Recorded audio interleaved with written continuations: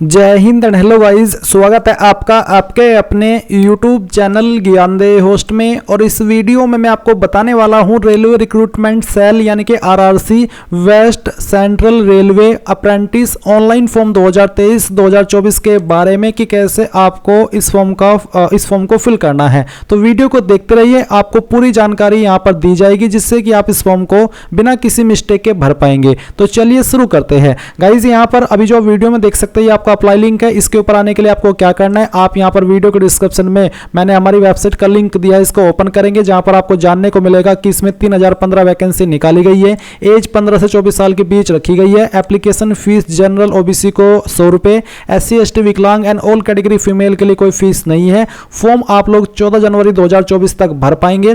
कौन से डिवीजन में कितनी वैकेंसी हो आप यहां पर चेक करेंगे। अप्लाई करने के लिए 10वीं पास की योग्यता और साथ ही ITI होनी चाहिए उसी ट्रेड में जिस ट्रेड में आप अप्लाई करना चाहते हैं। तो ये सभी जानकारी चेक करने के बाद आप अप्लाई ऑनलाइन लिंक ओपन करेंगे। इसको ओपन करने के बाद आपके सामने इंटरफेस आएगा। यहां पर आप ऑफिशियल नोटिफिकेशन से आपकी और भी डिटेल में जानकारी जान सकते हैं।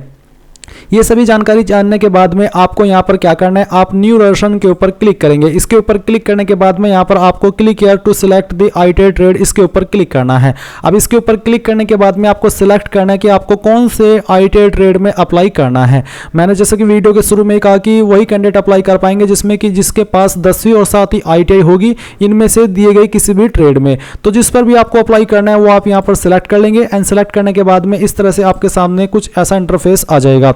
अब आपको यहां पर कहां पर क्या जानकारी भरनी है वो जान लीजिए। सबसे पहले यहां पर आपको फर्स्ट नेम आपका एंटर करना है 10th के सर्टिफिकेट के अकॉर्डिंग।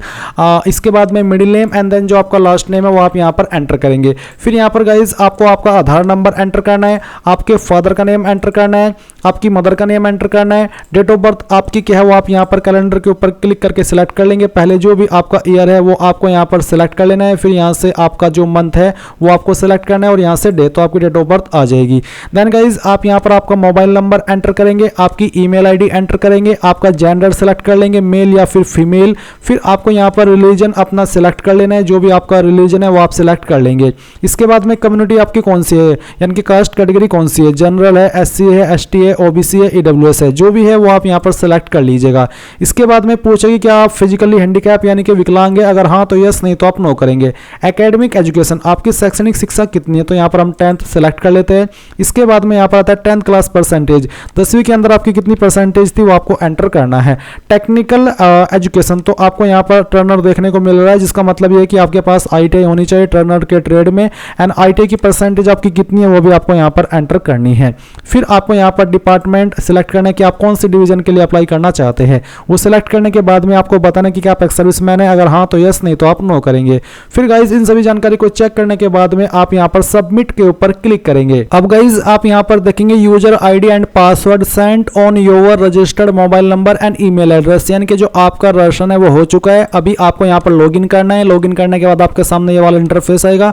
एंड अभी जो आपको ईमेल और मैसेज के माध्यम से आपकी रजिस्ट्रेशन या फिर कह लीजिए यूजर ID मिली है वो आप यहाँ पर डालेंगे। आपको जो पासवर्ड मिला है वो आप यहाँ पर फिल करेंगे एंड देन लॉगिन के ऊपर आप क्लिक करेंगे। लॉगिन करने के बाद में यहाँ पर गाइज आपके सामने कुछ ऐसा इंटरफेस आएगा जैसा कि आप यहाँ पर वीडियो में देख सकते हैं। एंड यहाँ पर अभी आपसे कुछ पेमेंट मांगा जा रहा है, बट गाइज अगर आप नोटिफिकेशन को चेक करेंगे तो नोटिफिकेशन के अंदर कोई भी एप्लीकेशन फीस SC ST के लिए नहीं बोली है।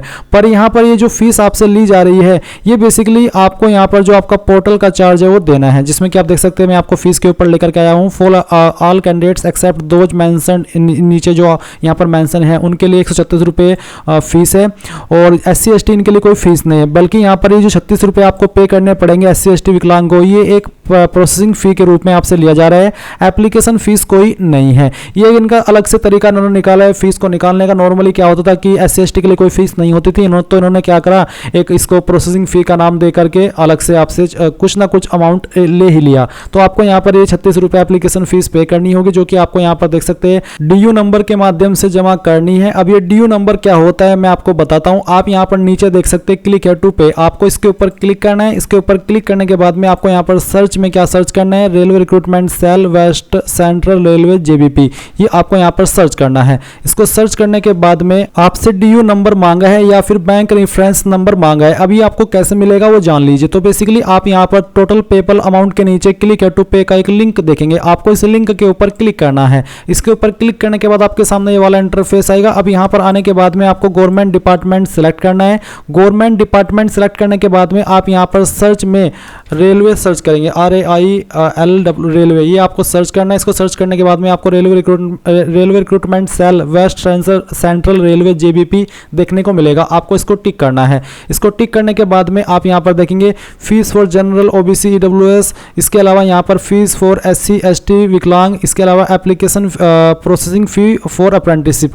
तो आपको यहाँ पर ये जो तीसरा फोर्थ ऑप्शन है ये सिलेक्ट करना है। ये सिलेक्ट करने के बाद में यहाँ पर आपको आपका नाम भरना है जो कि आपने फॉर्म के अंदर भरा है। यहाँ पर आपकी डेट ऑफ बर्थ सेलेक्ट करनी है जो कि आपने फॉर्म के अंदर सेलेक्ट की थी। आपका रजिस्ट्रेशन नंबर जो कि अभी आपको मिला है, रजिस्ट्रेशन करने के बाद में वो आपको यहाँ पर डालना है। अपना आधार नंबर डालना है, आपका मोबाइल नंबर डालना है, डेट ऑफ डिपॉजिट, किस डेट में आप इस डिपॉजिट कर रहे हो, बेसिकली जो जिस डेट में आप डिपॉजिट कर रहे हो वही डेट आपको सेलेक्ट कर लेनी है। फिर डिपॉजिट फॉर, तो आपको यहाँ पर ये अप्रेंटिस एक्ट ये सेलेक्ट कर लेना है। एप्लीकेशन एंड प्रोसेसिंग फी, तो यहाँ पर आपको बताने की आप 36 रुपये पे करें या फिर 136, अगर SC ST है तो 36, अगर आप जनरल OBC है तो आप यहाँ पर 136 रुपये लिखेंगे। एंड फिर यहाँ पर आपको फी लिखना है। इसके बाद में यहाँ पर इंडिविजुअल आपको सेलेक्ट कर लेना है। यहाँ पर आपको आपका फिर से नाम देना है, आपका डेट ऑफ बर्थ लिखना है, आपका मोबाइल नंबर देना है, ईमेल आईडी देनी है, यहाँ पर टिक करना है, ये कैप्चा कोड डालना है एंड देन आपको नेक्स्ट के ऊपर क्लिक करना है। अब गाइज आपने जितनी भी जानकारी भरी है वो आपके सामने, आप यहाँ पर इन सभी को चेक करेंगे एंड देन फिर से आपको नेक्स्ट के ऊपर क्लिक करना है। अब आप यहाँ पर सिलेक्ट कीजिए आपको अपनी application fees, net banking, SBI या फिर अदर बैंक की इंटरनेट बैंकिंग, आपका रुपए डेबिट कार्ड या फिर क्रेडिट कार्ड, ब्रांच या फिर NEFT, तो जो भी माध्यम से आपको फीस जमा करनी है वही आप यहाँ पर सिलेक्ट कर लेंगे। एंड उसको सिलेक्ट करने के बाद में यहाँ पर आप अपनी इन्फॉर्मेशन जैसे ही फिल कर देंगे तो आपके यहाँ पर फीस जमा हो जाएगी। जैसे आपकी फीस अकाउंट से कट हो जाए और आपको यहाँ पर आपका जो स्लिप मिल जाए वो स्लिप आपको ले लेना है। लेने के बाद में आपको यहाँ पर एक ट्रैक आईडी या फिर जो आपका रेफरेंस नंबर मिलेगा उसका इस्तेमाल अब आपको यहाँ पर इसमें करना है। ये करने के बाद में आप यहाँ पर नीचे आएंगे और आप देखेंगे कैंडिडेट नियरेस्ट रेलवे स्टेशन, तो आपको नज़दीकी रेलवे स्टेशन कौन सा है वो आप यहाँ पर लिखेंगे। इसके बाद में आपका जो एड्रेस है वो आपको यहाँ पर अपना एंटर करना है, जैसे कि आपका जो भी हाउस नंबर है, फ्लैट नंबर है वो आप यहाँ पर लिखेंगे। एरिया विलेज यहाँ पर डाल देंगे, कोई लैंडमार्क है यहाँ पर लिखेंगे, आपका पोस्ट ऑफिस कौन सा है वो आप यहाँ पर लिख देंगे। पिन कोड आपका जो भी है वो आपको यहाँ पर डाल देना है। फिर यहाँ पर कंट्री आप इंडिया रहने देंगे, स्टेट यहाँ से आपको ऑटोमेटिकली आपकी आ जाएगी और डिस्ट्रिक्ट भी आपकी ऑटोमेटिकली पिन कोड से फैच कर ली जाएगी। अब यहाँ पर क्वालिफिकेशन की जानकारी में 10th आपकी सिलेक्टेड है, आपने 10th किस बोर्ड से की है। यहाँ पर स्टेट अगर आपका बोर्ड है या फिर ISSC बोर्ड है तो आप पहले वाला ऑप्शन सेलेक्ट करेंगे। स्टेट यानी कि अगर आपने UP बोर्ड, MP बोर्ड, किसी भी बोर्ड से की है स्टेट के, तो आप पहले वाला ही ऑप्शन रहने देंगे। फिर गाइज आपको यहाँ पर आपको बताने कि 10वीं के अंदर आपको कितने नंबर आए थे वो आप यहाँ पर एंटर करेंगे और कितने में से आए थे वो आप यहाँ पर इसमें एंटर कर देंगे। फिर आपको यहाँ पर ITI के जो टोटल नंबर है वो एंटर करने हैं, जो भी नंबर आपको आए थे वो आप यहाँ पर एंटर करेंगे। मैं एग्जांपल के लिए नंबर आपको फिल करके दिखा रहा हूँ, आप आपके रियल नंबर यहाँ पर एंटर करेंगे दोनों ईयर के मिला करके। इसके बाद में यहाँ पर गाइज आप नीचे आएंगे, आप देखेंगे आपको SSC की जानकारी और भी देनी है, जिसमें कि आपसे पूछे कि आपने आपकी 10वीं किस साल के अंदर पास कर ली थी, वो आप यहाँ पर एंटर करेंगे।